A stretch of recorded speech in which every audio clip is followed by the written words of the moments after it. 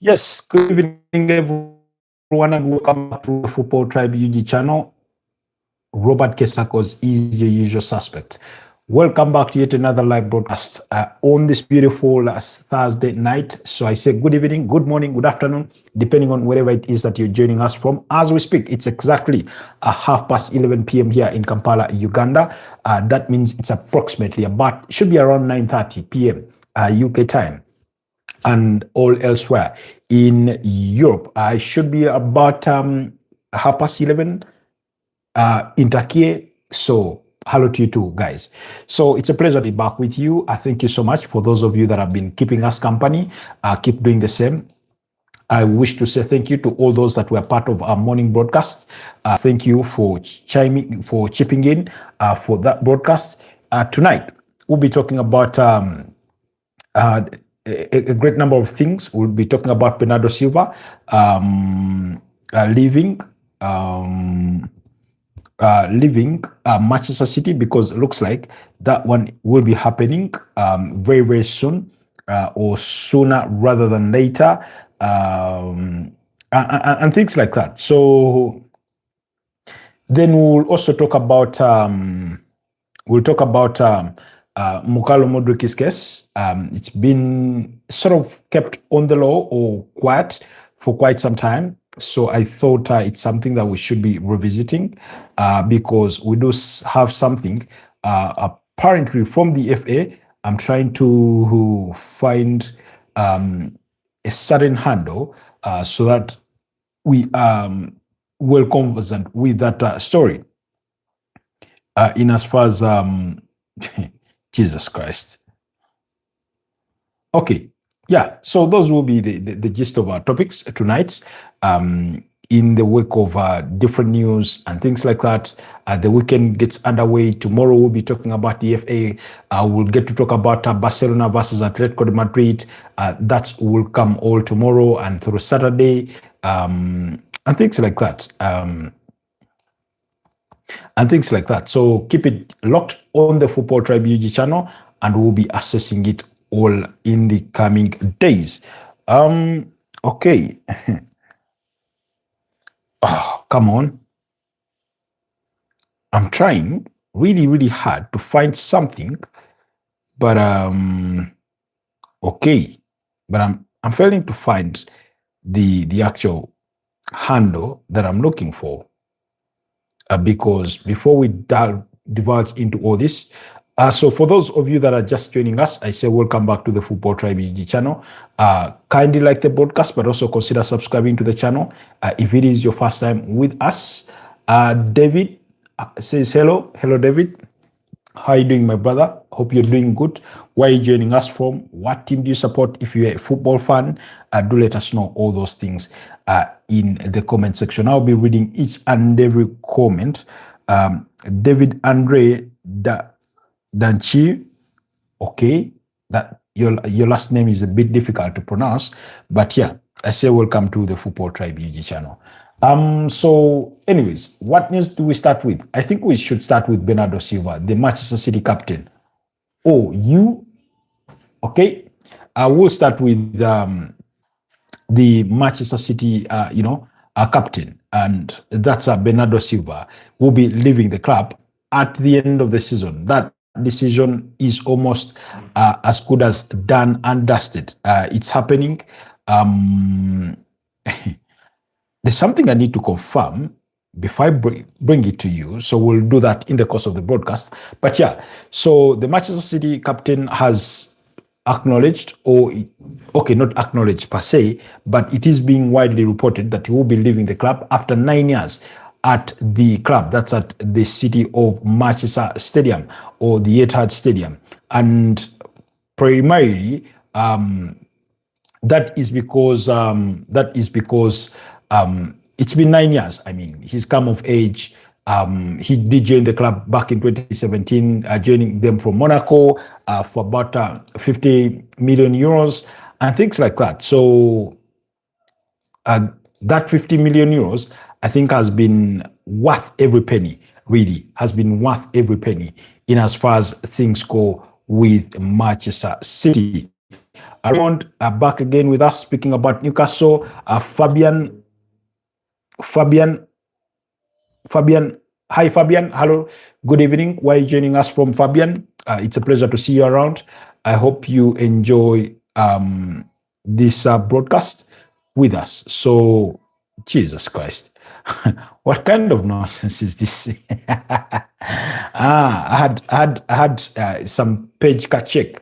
For those of you that are familiar with the, with the IT term, I tried to load a different page, and then YouTube gave me a different response. There was a mismatch between the display on the screen and what was below it in terms of the headline. So that's that, and it's something that really caught me off guard. So for those of you that are just joining us, kindly like the broadcast, but also consider subscribing to the channel if it is your first time here, and help support the Football Tribe UG community continue to grow. It's a football channel, it's a sports channel. We get to talk about football predominantly, of course, from the Premier League, the UEFA Champions League, and all other major leagues in Europe. So good evening. So like I was saying, Bernardo Silva will be leaving Manchester City at the end of the season. After 9 seasons with Manchester City, I think he's won it all that there is to win. He did win a Premier League title in his debut campaign with the club. That was the 2017-2018 season, also predominantly known as the Centurion. I remember that team that amassed as many as 100 points with Manchester City. So then they won the subsequent season, 2018-2019. Then Liverpool comes in and wins 2020. Then he comes back and he wins 2021 up to 2024. That's 4 in a row. He's been very integral part of that. He's part of the leadership group, as with Brad Erling Haaland, Ruben Diaz. I sort of, and Rodrigo Hernandez Cascante, commonly known as Rodri. So according to Fabrizio Romano, Bernardo Silva's decision is 100% made. He's set to leave Manchester City in June as a free agent. He adds that Bernardo and his camp will start assessing all options / proposals for this month. So that's the Portuguese international there coming through with with that move. He's made about 296 appearances for Manchester City, where he scored 45 goals and provided 50 assists. That is a 95 goal contribution in as far as the Premier League alone is concerned. Of course, he did win the UEFA Champions League with the club back in 2023 when they beat up against Inter Milan by 0-0 in the finals of that. He's won 5 Carabao Cups with the club. The most recent being the one of 2026 when they beat Arsenal by 2-0 in the final. He's been a very tremendous servant in as far as Pep Guardiola's team is concerned. And I think as sad as it may feel for some Manchester City sort of fans to see him leave, he's been quite a diligent servant. I think it's come of time. Like all good things come to one end. The chapter for Bernardo Silva, as was the case with Kevin De Bruyne last season, and Ederson Moraes in the summer, Kyle Walker, even though their departure was slightly a bit different, you could say it is always bound to come. It is always bound to come. There will always come at a point in time when good players leave, or even legendary players, or whichever way you want to describe it. There will always come that period of time when they have to leave the stage. And for Bernardo Silva, the end of this season will be it. The question is, what more pieces of silverware will he be able to pick on his way out? Is he going to win the FA Cup because they are still in the quarterfinals and they're up against Liverpool over the weekend? Can they manage to push through? Can they manage to cause an upset against Arsenal in terms of the Premier League title pursuit? Can he have the perfect last dance because they've already exited the UEFA Champions League, so he's not going to have an opportunity in that regard or in that reference. So now, I think when you talk about player signings and value for money, I think this is by far one, when you go back in time, one of the perfect value for money signings that has happened in recent history. Because especially in this period when you and I both know that these days player transfer fees are extremely exaggerated. In um, at least in my personal assessment, you look at the sort of price tags that have been slapped on certain players, and you think to yourself, yes, he is a talented player, but let's not over exaggerate their abilities.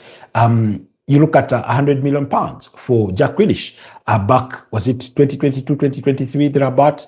You look at the £100 million for Declan Rice. And yes, maybe his performances have so far been, in terms of consistency, you could put him in that ballpark. But I thought maybe £85 million would have done the trick. But it is an exaggerated market. You look at £115 million for Moises Caicedo, leaving Brighton and Hove Albion to join Chelsea.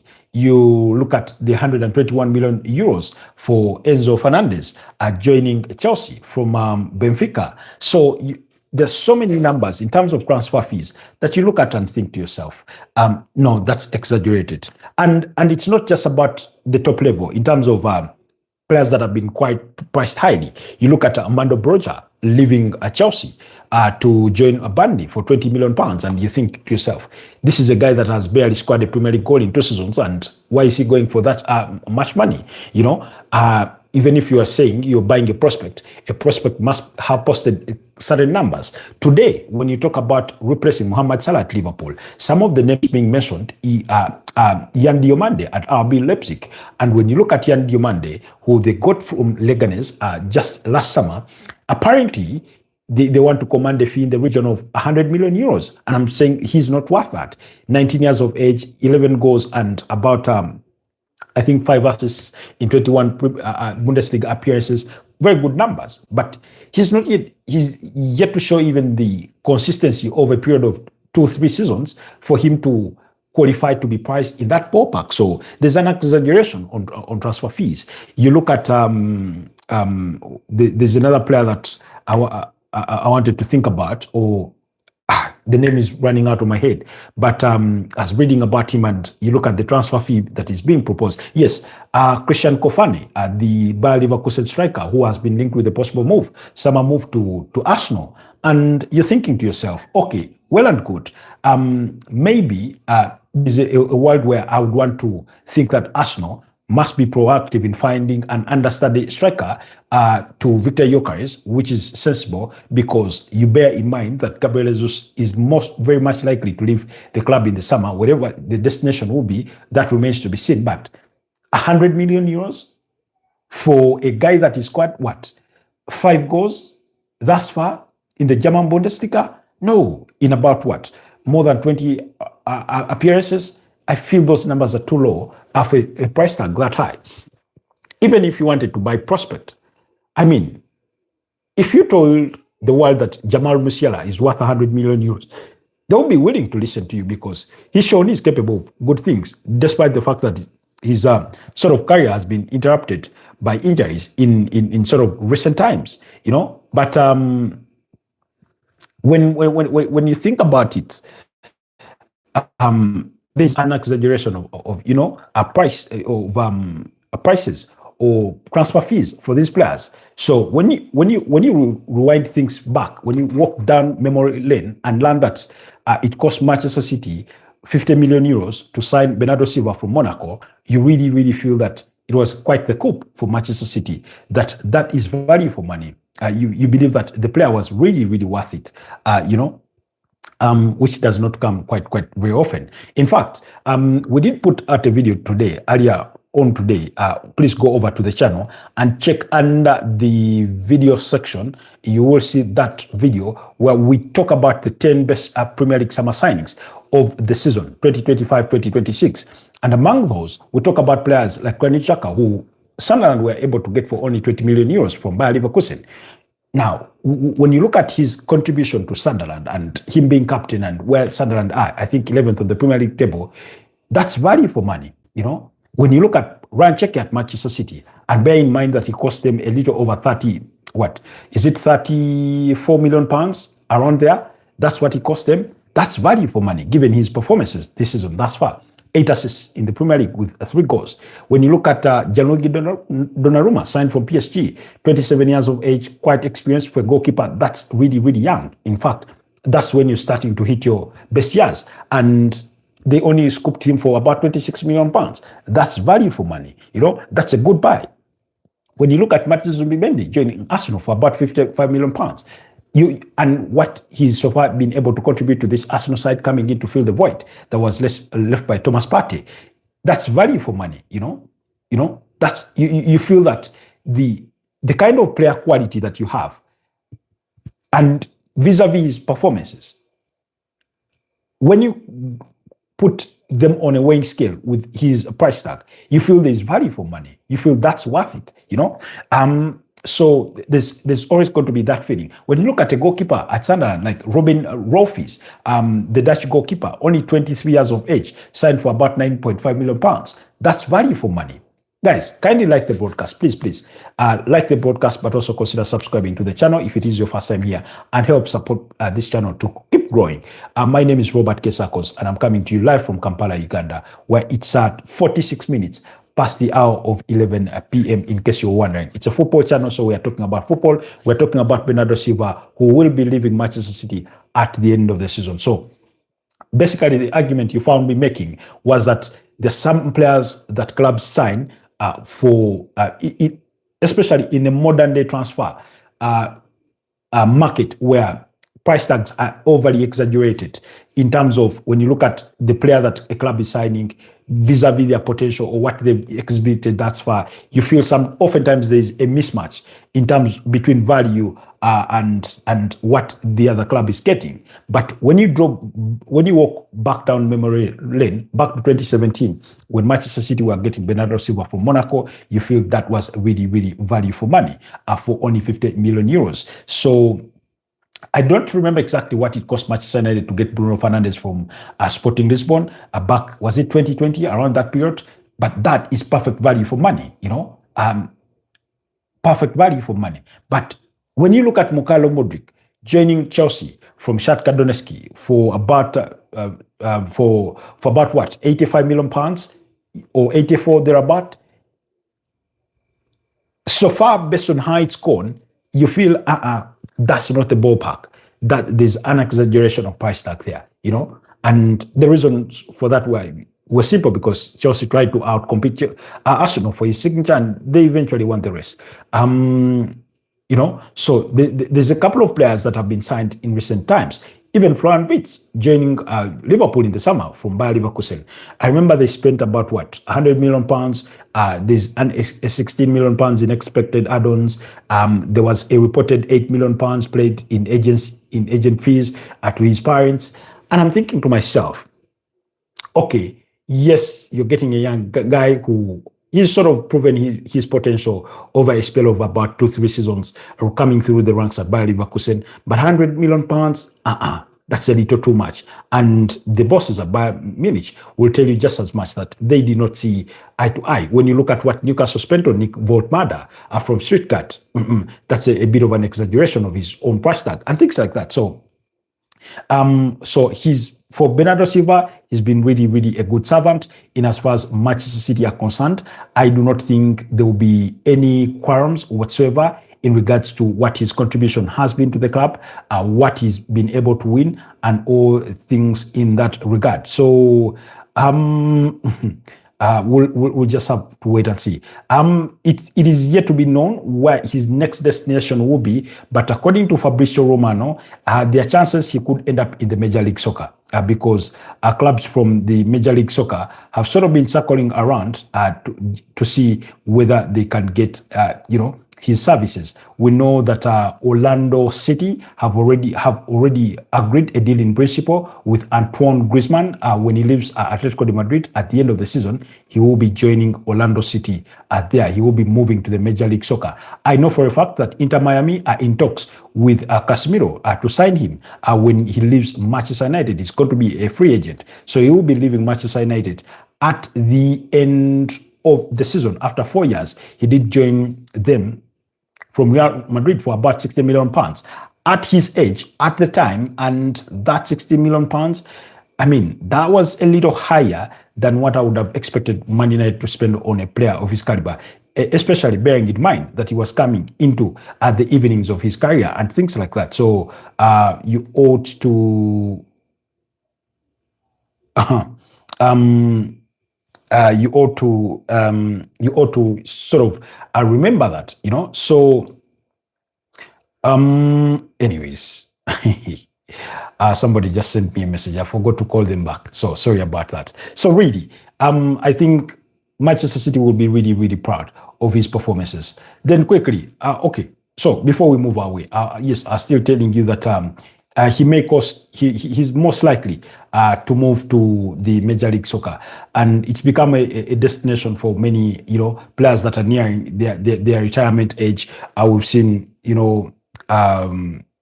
David Beckham moved there, Thierry Henry, Wayne Rooney, Lionel Messi at Inter Miami, Sergio Busquets, David Alaba, Alberto Suarez, so many players. Son Heung-min, the former captain at Tottenham Hotspur, have all moved that side. So, you know, those are really, really big brands. So clubs within Europe, Saudi Arabia and the Major League Soccer are some of those interested in his services. Barcelona have been largely mentioned in the line with Bernardo Silva. He's a player that they have appreciated for quite some time. I do not know whether it will be the case that they still pursue his signature.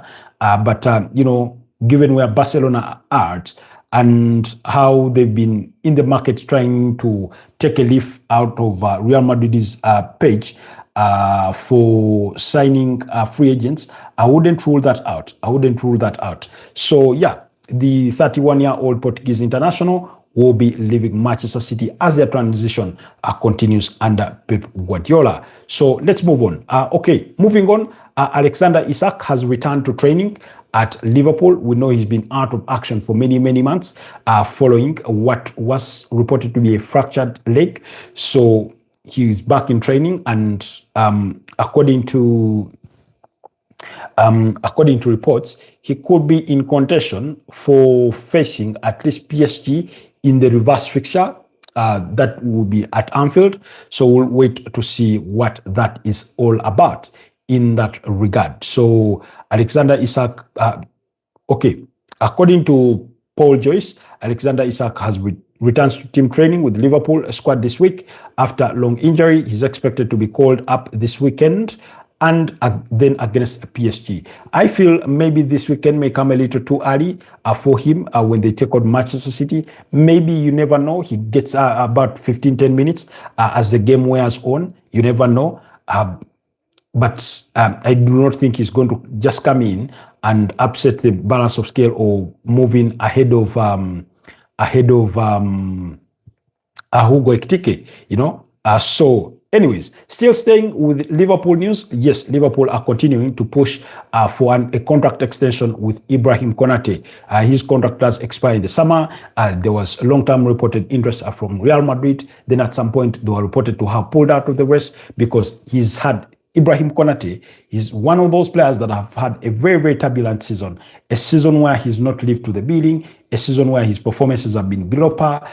So I think Real Madrid at some point caught a fever, but he is going to be a free agent in the summer. Should he not sign a new contract? There has been negotiations with him over a new contract for quite some time at the club, but an agreement is yet to be struck between the player and Liverpool. So we'll just have to wait and see where that one leads. So, but we'll keep monitoring that conversation and see. There's been reported interest from some German teams, but we'll have to wait and see. But for now, it is all about Liverpool continuing to really push for that contract renewal with Ibrahim Konate. Because, I mean, you have to look at it in perspective that Virgil van Dijk in the summer will be entering the final year of his contract, because remember, he renewed last season for 2 years. He renewed at around the same time with Mohamed Salah, who had also renewed for 2 years. And Mohamed Salah since announced he will be leaving the club as a free agent. According to reports, multiple sources, Liverpool will be letting him leave as a free agent. So without trying to collect any transfer fee out of that, because I think Liverpool were bound to pay him about £25 million in the course of the entire season for the final year of his contract. So I think they've weighed that instead of trying to push for maybe milking a certain team for 20 million pounds for Mohamed Salah, we are better off letting him go as a free agent, and then he cuts his deal out, and then we get to save the 25 million pounds. Of course, you get his high wages off your wage bill. I think he's anywhere between 350 to 400 grand a week. So you get that off the books for Liverpool. So when you bear in mind that Virgil van Dijk, maybe after a year or so, will be leaving the club, you must keep a hold of Ibrahim Konate, because the last thing you'd want is to bring in, let's say, a defensive pair that are entirely new to the club, a new partnership and things like that. But in the summer, having worked on their offense, I think they're really going to be trying to fix their defense and central midfield. That's where their priority targets will be for Liverpool. And maybe in these fullback positions, because Andy Robertson is expected to leave the club at the end of the season as his contract runs out in the summer and things like that. So Joe Gomez could be one of those that leave the club at the end of the season. So remember, last summer he was close to leaving for AC Milan. Had it not been for a Bosch deal that in which Liverpool had sought to sign Mark Gehi from Crystal Palace, that deal would have happened. So you do expect that Joe Gomez will be leaving. Andy Robertson could leave. You never know, Ibrahim. So you never know what happens, really. So if those two are leaving, in addition to already Trent Alexander-Arnold, who has since left, you do not want too many changes at the same time, because it could come back to bite you. So that's why Liverpool are really being intentional on pushing for that contract renewal with Ibrahim Konate. We'll be waiting to see what comes out of that. We'll be keeping you updated on all that and more in as far as things Liverpool are concerned. Now, we've had some unconfirmed reports coming through, and the reason as to why I say unconfirmed is because I've tried to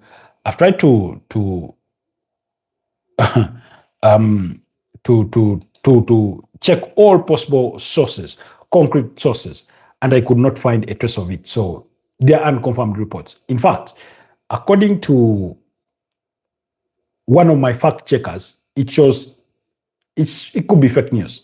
Chances are high it's fake news, but it was pertaining Mukalo Modric possibly returning to football sooner rather than later. But nonetheless, even though that in itself is fake news, because that report in itself was alleging that the FA have given a verdict in which they found Mukalo Modric for having used a prohibited substance to gain sporting advantage, that he had been handed a 24-month ban, and that the period he spent out through suspension would be considered as part of the 24 months. Remember, he last kicked a ball for Chelsea, I think, in December 2024. So in other words, it's almost coming on to 16 months since he kicked the ball for Chelsea. So and whereas that report in itself is fake news, it then gives us an opportunity to discuss briefly the curious case of Mukalo Modric. Now, your guess is as good as mine in regards to what is happening with this boy. I do not think I have any player in recent memory whose career has been frustrated or sat upon as much as this boy's career. I do not think I've seen it anywhere in modern day times. And the reason for it, for me, is simple. Is because of the lack of clarity from investigative authorities. They have not come out to give anything regarding to his case. Are you Choco Ball? That's Cream, no Cream. Hi, no Cream. How are you doing? Thank you for joining us. So now, Mukalo Modric had been away for national team duty. Like chocolate almond, not really. Mukalo Modric had been away for national team duty with the Ukraine national team. Apparently, it was during that time that he ingested whatever it is he ingested that contained undesirable substances. And to the findings of the FA, ever since that, the case went into investigation and the boy was placed under indefinite suspension. And I'm thinking to myself, why are you going to kill the boy's career like that? Because what happens if it comes out that he's not guilty? You would have killed, I don't know, a year and a half of his career. What's really happening with that? You know? So you think of it, and it's just unjust. I mean, because first of all, if they thought it was going to be an expedited investigation, they could have put him on, suspension or a ban or some temporary ban to say of, let's say, 4 months. Even 4 months is too big, but let's say 4 months. And then you conduct the investigation, come to the conclusions, and then, pass judgment. But then the boy has been placed on this indefinite suspension. We do not know what's going on with the case. No update on progress or any findings, nothing whatsoever. It's radio silence. If you're an intelligence agent monitoring traffic, you'd say it's radio silence. But since I'm not an intelligence officer, I'd say it's graveyard silence in regards to Mokalo Modric's case. I mean, never mind if, let's say, his career was never going to work out at Chelsea. Let's go upon that assumption. By the time this case came in, there was speculation that Chelsea were about to send him because it comes in December prior to January, and during that January transfer window, there were allegations or speculation that Chelsea were considering sending him back to Shakhtar Donetsk or none until the end of the season. All that went up in smoke. So, as people that care about this game, because some of us love this game, love this sport so dearly, at least enough to be concerned about players' welfare and what it means for them. You remember Paul Pogba, he had a similar case while at Juventus, and he had been given a 4-year ban, which was then reduced to a 1.5-year ban because he did not intentionally take the banned substances. It was, I think it came into either food or vitamin supplements and things like that, So, and then also, even if he's found guilty of having ingested whatever he ingested that contained those elements, I always give these players a benefit of doubt. Why? Because none of them is a nutrition expert. None of them is a dietary expert or, medical expert. So when they go under treatment, when they need certain things, their bodies need certain requirements from the advice of their doctors, coaches, physios, and whatever it is, they do not have the discernment. They do not have the knowledge to say that glass of sparkling water that you're giving me may contain ABCD that is banned. Because I'd want to assume, since I do not know the full list, that it's not just one banned substance or item, it's always a long list of things. Miriam Elasel says, yo, where are you from, bro? I'm from Kampala, Uganda. Thanks for asking. Uganda, small landlocked country, bordering Kenya, Tanzania, South Sudan in the north, DRC Congo in the west, and Rwanda in the southwest. So that's the small country where I am coming to you live from, and it's 4 minutes past the hour of midnight. So thank you so much for your question. Kindly do me the absolute honor and favor and like the broadcast, but also consider subscribing to the channel while you're still here with us. So for me, that is the curious case there. You say Uganda, I love Uganda. Where are you from? Mariam. Sorry, I read your name as Miriam. I don't know why, but sorry about that, Mariam. So for me, that's my verdict or my view on you're from Egypt. Oh, Mariam, you're the first person to join us from Egypt. Are you interested in football? Yes, football is my interest. and we get to talk about the Premier League, the UEFA Champions League, African continental football, in terms of national team football. We get to talk about other top 5 leagues, in and around Europe. So those things. Steve Bonner says, "Did you get a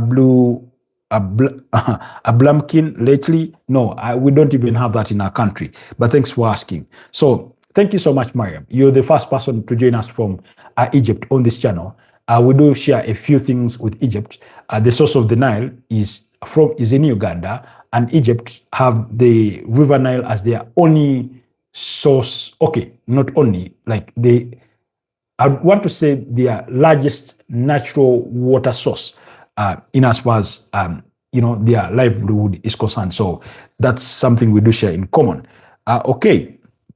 You do say, are you watching the friendly matches? I did watch a couple of them, and also the World Cup final playoffs. Italy against Bosnia, Italy against Northern Ireland, Sweden against Poland, watched Brazil versus France. What other game did I have my eyes on? Those are some of the games that I did watch during the international break. Anyways, moving on. Let's take the trip to Italy, where Romelu Lukaku has refused to return to training with Napoli. And Napoli say that they will consider taking disciplinary action against the 32-year-old Belgium striker, formerly at Chelsea, Manchester United, Everton, West Bromwich Albion, there on a loan stint, and Inter Milan as well. So it's been a bit of a turbulent period of time for Romelu Lukaku. But he says the reason as to why he did refuse to return to training is because he's nursing an injury. And he thought staying in Belgium was the perfect place for his rehabilitation. Mariam says, honestly, I do not have time to watch the matches because I'm studying, but I try to find out the most important events and final score. So Mariam, what team do you support in terms of club football, either domestically or even across from Europe? That means outside Egypt, because I know Egyptian football is very, very popular at home with clubs like clubs like Al Ahly and things like that. So do let us know. So Romelu Lukaku, unfortunately, like I said, he's. Oh, you say you love Real Madrid. Oh, I also do support Real Madrid, but Real Madrid is like my secondary club. There's another one a little above Real Madrid. But thank you so much. Yes, Al Ahly, Zamalek of Egypt. Okay, that's very, very interesting. So yeah, good to know. Good to know. So, anyways, so Romelu Lukaku has had a very turbulent season. First of all, his season started with a very bad injury that forced Napoli to go to, I think, Genoa and get, was it Genoa or Udinese? I think Udinese, and get Lorenzo Luca on loan, which cost them 9 million euros in loan fees, and with an option or obligation to buy, I think, for about 40 million euros. Napoli have since then loaned Lorenzo Luca to Nottingham Forest. Then they also signed Rasmus Højlund on loan from Manchester United. And unfortunately, Romelu Lukaku quickly found himself behind the pecking order of Rasmus Højlund and Giovanni.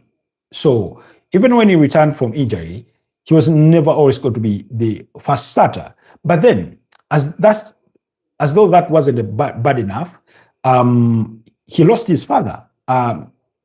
His father, Roger, passed on in September. Now, for those of you that have lost a parent before, or a dear one, somebody very, very close to you, you know what that can do to you psychologically, in how you go about your everyday sense of life, So, I won't let you talk. I'll probably interrupt you, my friend. No, you're not interrupting. What you're giving, that's feedback, that's interaction. It's very valuable to what we do here. I mean, I wouldn't be doing this if I cannot interact with people like you. You're the reason as to why I do what I do, because it wouldn't help if I was speaking to myself. So your submissions what pre-qualify this discussion to continue. Otherwise, it would not make sense. In fact, our mantra at Football Tribe UG is for the fans, by the fans. And the reason as to why it is as such, because I'm a football fan, I'm not a football player, nor an administrator, and I do it for you, the other football fans, so that we come together and interact on this forum. That's why, that's the essence of the channel. So whatever it is you're submitting, whereas it may cause me to take a pause in when I'm trying to drive a point home, it is very, very valuable feedback and interaction. So do not stop doing it, regardless of your interpretation of it. So back to Romelu Lukaku. So like I was saying, for those of you that have lost a loved one before, you'd know the sort of toll it can take on a person when they lose somebody so dear. And when it is a parent, you can sort of understand the gravity of where they're coming from. I'll give you an example. And this is a very, very unfortunate example. Today, we've had a very, very unfortunate incident in Uganda. You can Google it and read about it.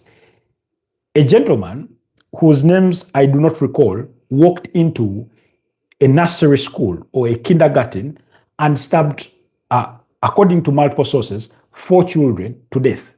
Some sources have reported 6, but multiple or majority sources, trusted sources, have reported 4. So you can imagine what that one particular incident, and among those 4 children, 1 was a girl and 3 were boys. You can imagine what this person has caused in the lives of families, in the parents of these young toddlers. You can imagine, as a country, we have to think about this, because it doesn't matter whether you're a parent. It simply matters that you're a human being, because if you're a human being, that means you're a parent, you have parents, or you at least had parents. If you're a human being, probably you have siblings, or you have at least cousins. You have people you care about. I do not think there's that many people in the world that do not have anybody they care about. So put yourself in the shoes of those parents. Put yourself in the shoes of the brothers and sisters of those little kids for whom this gentleman, we don't know whether he's a madman, but he wasn't dressed like one. We do not know whether he's in a sane man. He walked into a kindergarten and stabbed 4 kids to death. So you can imagine the tragedy that Lukaku has had to deal with. So emotionally, it takes a toll on you. And just prior to the last games, before we went for the international break, Tottenham Hotspur lost to Nottingham Forest by 3-0. And Igor Tudor, who was the interim manager at Tottenham Hotspur, has since been fired and replaced by Roberto De Zerbi, learned of the passing of his father, Mario Tudor, at the end of that game. And he could not bring himself to doing the post-match media duties. Why? Because we know the gravity of loss in somebody's life, So that's what I can say about Romelu Lukaku. But I think, in a club statement released by Napoli, they said Napoli can confirm that Romelu Lukaku did not respond to today's call to return to training. The club reserves the right to consider taking the appropriate disciplinary action, as well as to determine whether the player will continue to train with the team for an indefinite period. So that was the statement from the club. In regards to to that. But then Romelu Lukaku also came out with a statement of his own saying, I know there has been a lot of noise about my situation in the last few days, and it is important to clarify the whole situation. The truth is that last few weeks, I wasn't feeling right physically, and I had it checked out while I was in Belgium, and it showed me that there was an inflammation and liquid on my hip flexor, muscle next to my scar tissue, since it's the second problem I had since coming back in early November. I chose to do rehab in Belgium so I can help in Belgium so I can help when called upon. I think most of you saw the interview I did with Verona I have not seen the interview, but he cites that interview. There is nothing more I would love to do than play and win for my team. But right now, I have to make sure I am clinically 100% because I haven't been recently, and it took a toll mentally. It's been a lot this year, but in the end, I will get there and help Napoli and the national team to their respective objectives when called upon. That's all I want. So that is there from Romelu Lukaku. So I think he has a good relationship with Antonio Conte, who is the boss at Napoli. So they will be able to earn those differences out. Okay, back to Mariam's submissions. Mariam says, okay, thank you for listening, my brother. You're welcome. You say Uganda, Kenya, and Tanzania will host the next Africa Cup of Nations, right? Yes. Under the Pamoja bid of 2027, Uganda, Kenya, and Tanzania are slated to host the AFCON 2027 that will happen possibly between June and July. However, all the three countries are not yet where they need to be infrastructure-wise when it comes to being prepared to host that tournament. They are making strides in the right direction, with Kenya pushing hard to complete the construction of the Talanta Stadium. Then Uganda is working on phase 2 of the refurbishment of Napoli Stadium, which is also dubbed the Mandela National Stadium. 2, they recently completed Hoima City Stadium.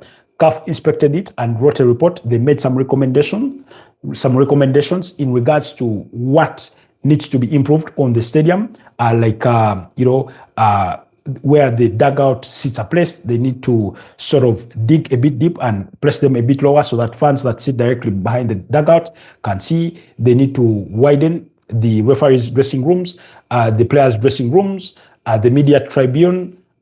They need to have clear demarcations of the VIP sections and things like that, so that fans from the general areas do not encroach on this VIP section. So those were some of the recommendations of CAF. Tanzania are also making progress. They've refurbished Benjamin Mkapa Stadium. They are building the Samia Suluhu Stadium, I think somewhere in Arusha. There's one they are doing over in Zanzibar and things like that. So then Uganda is working on constructing a 5-star hotel in Hoima. They are looking to establish a passenger terminal at the yet to be completed Hoima airport. It's called the Kabalega Airport. There's the construction of the John Akibwa Stadium in Lira City that is ongoing, although that was not submitted for CAF inspection. There's the redevelopment of Makere grounds to be used as training facilities for the countries that will be coming for AFCON. Remember, the AFCON will have 24 countries. So then Chambogo was done. It will be used as a training facility. We have the FUFA Kadiba Stadium. That one was also completed. There's some improvements that need to be done on it. I think it has to do with the turf that will have to be worked on for it to be passed as another training facility. So, and things like that. So all the three countries are making strides in the right direction to ensure that they are ready to host these the Africa Cup of Nations. We know for a fact that just recently, or not too far back, at the tail end of last year, they did host the CHAN, which was the Africa Nations Championships, which will no longer be happening because it is going to be replaced by the a new African Nations League, that is going to be, I think, segmented to be played across different regions. I think you'll have West Africa, you'll have East Africa, maybe Central or South Africa. You'll have South Africa, maybe Central Africa, Northern Africa, something like that, because there are about 5 regions. And then teams, the format is yet to be brought to light in completeness, but that will be it. Okay, do you know about Egypt's friendly matches? Not really. I did not follow much of what Egypt were doing during the international break, so I do not want to lie to you about that. So It's just that there were too many friendlies, by the way, that were happening. So I did not keep tabs with those of Egypt. You then ask, what do you think of the Egyptian national team, and what do you think of Egypt in general? Egypt is a great footballing nation. That's why they are the record champions of the Africa Cup of Nations, having won it 7 times. I remember back in 2006 to 2010, they won it 3 times in a row. That team that had the likes of Mohamed Aboutrika, the goalkeeper El Mohammadi, and a couple of other players that were really, really great in that team. I remember particularly the 2010 final being very painful for me because I was rooting for Ghana. Egypt beat Ghana by 1-0 in the final to win it. So they are the greatest footballing nation in Africa, whereas their exploits in the World Cup have been quite very distant and not very good per se. But back here on the continent, they've been quite dominant. We remember they played in the 2021 AFCON finals. They lost to Senegal, who are winning the competition for the first time. We know the greatness of the living legend in Mohamed Salah. That's a talent. I remember watching the AFCON 2019 that was hosted in Egypt, and I was impressed by a player called Mohamed Trezeguet. He was then signed on to Aston Villa after that edition of AFCON, although things did not work out pretty well for him, and I think he's back home playing with one of the domestic teams. So really, Egypt is a great country, footballing wise. So that's what I think about Egypt. Then maybe I hear it's a beautiful country to visit, the pyramids and among others tourism sites. So yeah, that's all I think about Egypt. Then you ask the other question, hey bro, Lolo, English isn't my language. You speak Arabic, so speak to me slowly, Lolo. Oh, apologies for the speed in English. I understand. English is not my native language either. It's however our official language as a former British colony. So, and then we are a country that has many tribes, different tribes speaking different languages. So, yeah, you mentioned Omar Mamush, Mohamed El Neni, yes, formerly at Arsenal. I do support Arsenal as well. So Mohamed El Neni, very diligent servant there at Arsenal. Omar Mamush, yes, you're more Egyptian than me, man. Not really, not really, but yeah.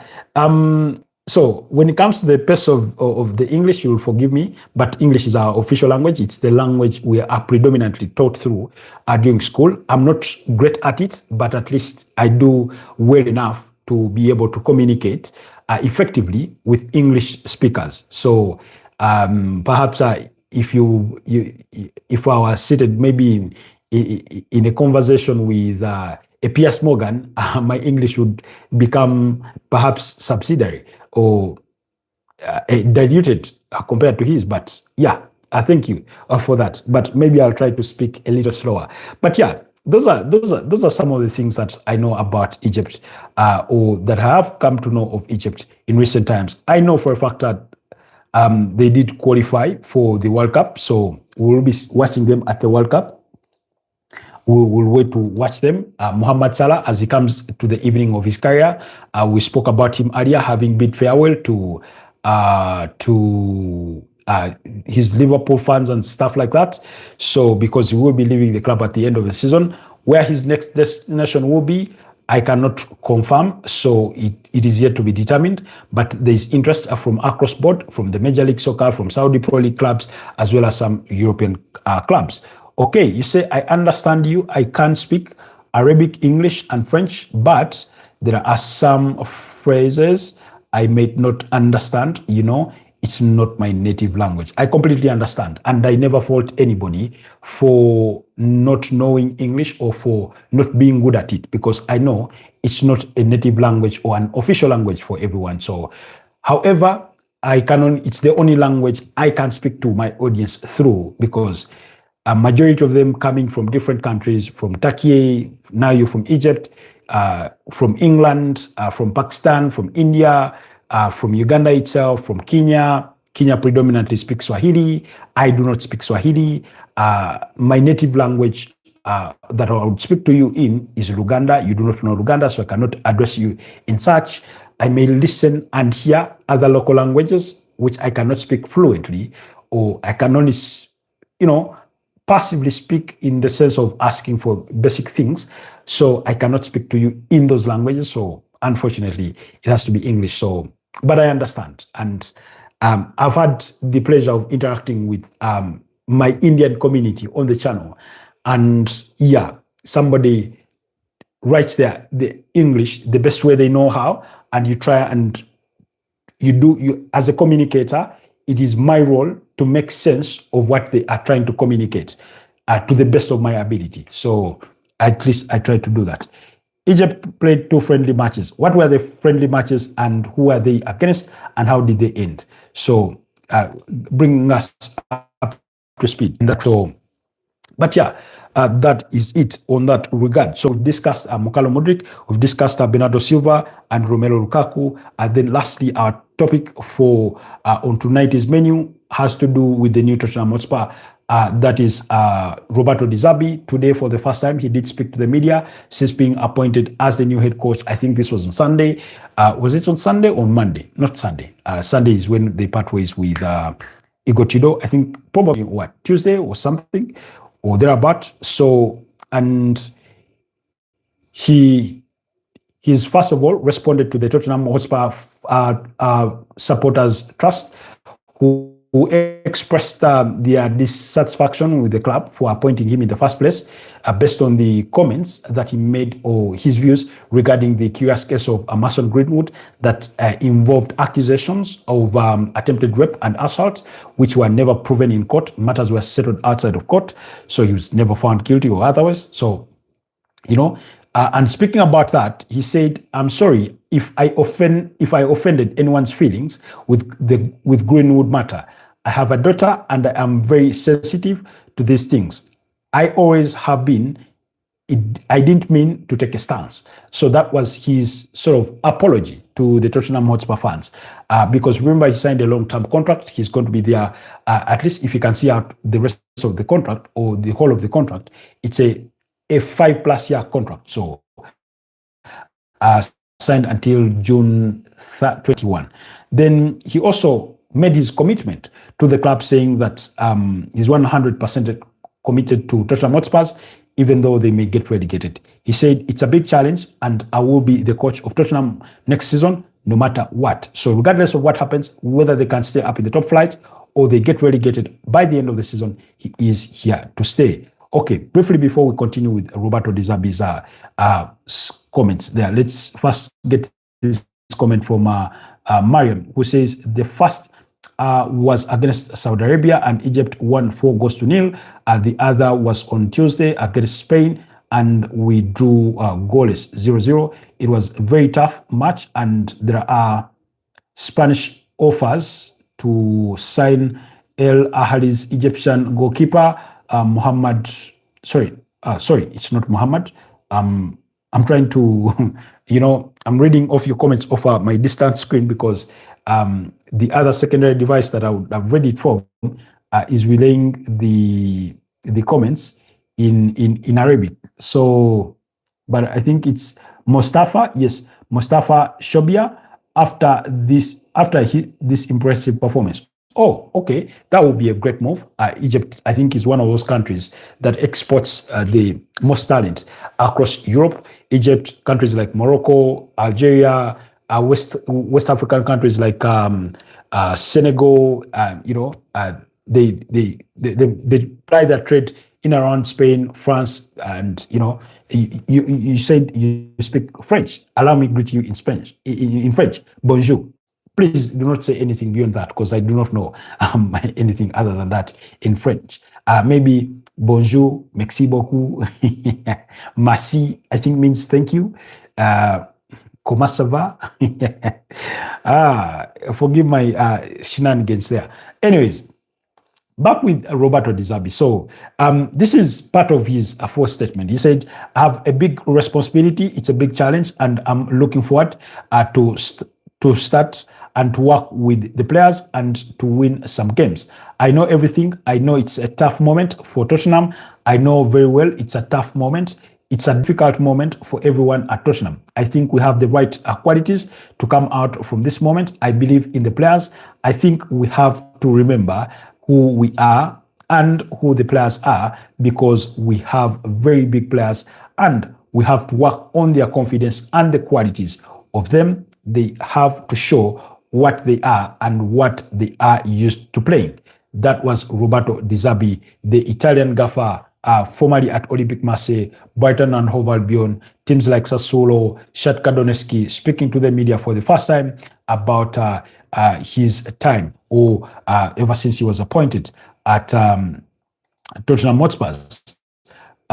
Okay. You say, unfortunately, some Spanish fans insulted the Egyptian national anthem and Muslims, and these fans were penalized. Okay, that's good. Lamine Yamal was angry because he's also Muslim. They did not respect their star player while insulting our national team. Okay. You say, haha, bonjour, because it's night. Oh, you say, bonjour, because it's night. Oh, nighttime. Anyway, I was just giving you the few words that I know in French. You can count them on one hand, really. So, anyway, but I would be interested in learning French, although I think that would need some video conferencing call for me to take those lessons. But anyways, this is news just coming in from Fabrizio Romano regarding Rodrigo Hernandez Cascante at Manchester City. He says, understand Manchester City have offered a new contract to Rodri. Real Madrid are interested in Rodri. Decision up to the player. Family involved too. If Rodri rejects new deal, City would still ask for big fees this summer or leave on free in 2027. You say Allah miss. I don't want to bite my tongue, but also I decline to read that out loud on a self-preservation purpose. Why? Because when it comes to languages that I do not know, unfortunately, people have used my lack of knowledge for those languages to get me to say things that are unworthy to my audience.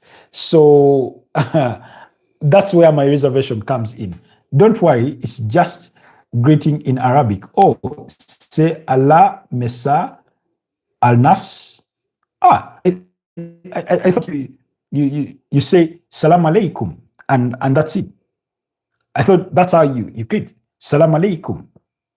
And then the response is Walaikum Salam wa rahmatullahi wa barakatuh, something like that. I thought that's it.